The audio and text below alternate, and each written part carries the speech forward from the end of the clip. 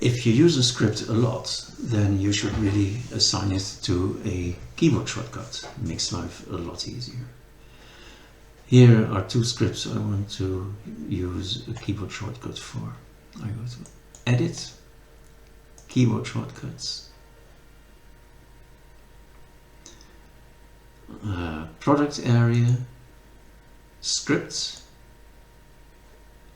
I go look for the scripts. There's can be quite a bit of scrolling, but here we are, you got them. I say move par up. I want the context is only in text, and I use Control L for it. It says unassigned down here. That means that the combination is free. And I say assign. And now move par down. I use Control Shift L, also unassigned, assign it.